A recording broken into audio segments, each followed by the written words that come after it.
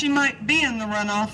I'm here to tell you we're going to win this race. We're going to win this race because we've had enough tyranny, we've had enough secrets, we've had enough corruption, we've had enough special interest in our lives. We want a government of the people, by the people, for the people, and we deserve a government of the people, by the people, for the people.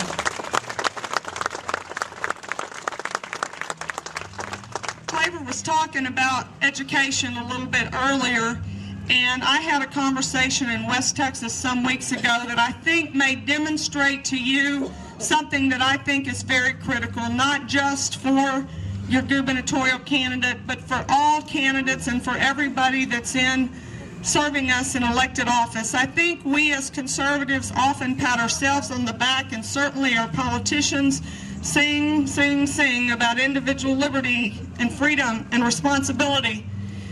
I had a woman in West Texas say to me, as we were talking about education, why did you choose to homeschool your kids? I mean, can you really support public education when you chose homeschooling? Why did you choose homeschooling? And I said, it's none of your business.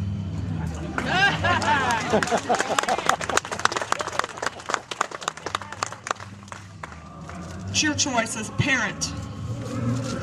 We need government that's courageous enough to say that my job in the government is to create a set of laws that ensure fairness and justice, that ensure those laws apply equally to everybody. But I have no business using the club of the government to try to force you into the same line that I'm walking in my family. We don't have that in government today. Everybody talks about freedom to choose as long as you choose for your family what I chose for mine. That's not freedom.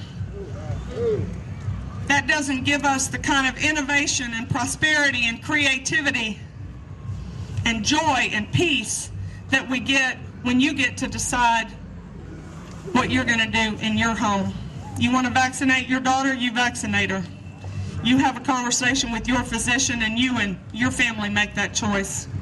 You want to send your child to the public school, go to the public school. You want to use a private school, go to the private school. That's your choice. You want to drive a Ford, drive a Ford. You want to drive a Dodge, drive a Dodge. That's not your government's job. And yet we've got this paternalism in Austin that thinks that we cannot make decisions for ourselves. We've got to be in between parents and children. We've got to be in between doctors and patients. We've got to be in between business owners and their employees. We've got to be in between businesses and their customers. It's not freedom. This is a constitutional republic. The U.S. Constitution is the best blueprint ever drawn for a free and prosperous society. Yay.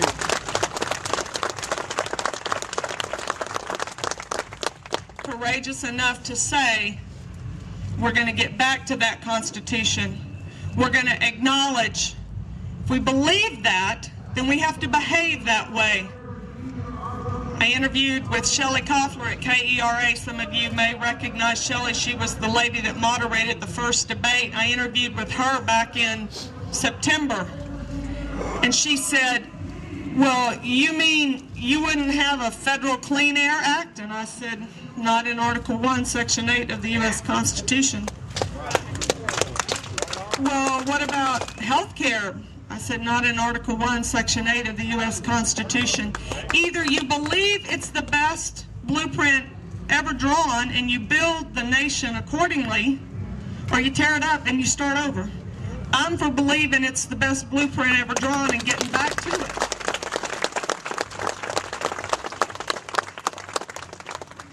Those powers not delegated to the federal government are reserved to the states and the people. 10th Amendment. When we got into this race, I really shifted my focus to the state of Texas. What can leadership and government in Texas do? Remember that I was initially approached in November 2008. That was just after President Barack Obama had been elected, but right before he took office. But it was about the time we had had our first government bailout. The Federal Reserve System is doubling the supply of money in this country. It's driving down the value of the dollar. Look over history. Other nations that have increased their monetary supply have had their money completely devalued. They've had a period of hyperinflation in their nation. Here sits Texas, a very diverse economy, a very diverse people, 13th largest economy in the world. Is there something we can do besides sit here helpless if and when that dollar devalues and that hyperinflation comes? What can Texas do? And I began to really study, how do we build a hedge of protection around this state in the event that implosion occurs? What do we do? And I really started studying that 10th Amendment and that idea of sovereignty.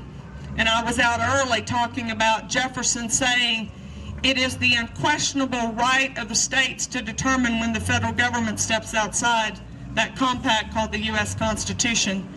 In the last week, I have begun to say, Mr. Jefferson should have said, it's the unquestionable duty of the state. It's our job to tell them.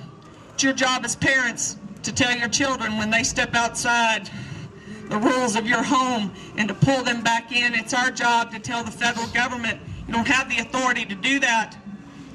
You're not going to drive that car after 10 o'clock on Friday night. You cannot do that.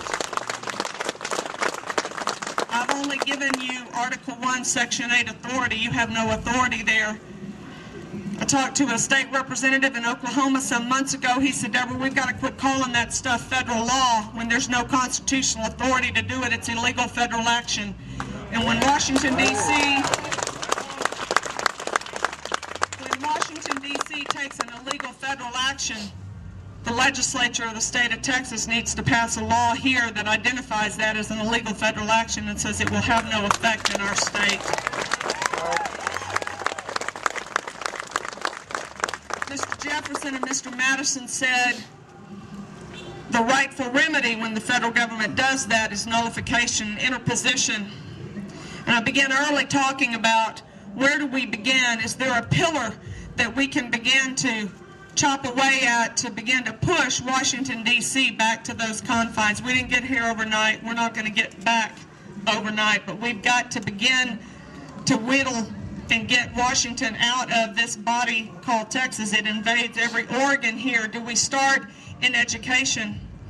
See, the Texas Constitution says, in order that our children would understand liberty, the state of Texas will provide a free public education for the general dissemination of knowledge. We don't need Washington telling us how to teach our kids. Do we start in education? Or you may have noticed we have an energy sector here in this state, and there's not anything in Article 1, Section 8 about the federal government regulating energy. We've got a few farmers and ranchers in our state as well. They've been farming and ranching just about as long or longer than there's been a Washington, D.C. We don't need Washington telling us how to farm and ranch in Texas. And someone suggested some months ago now that maybe we set our sights on the EPA. Yeah. There's no constitutional authority for an EPA.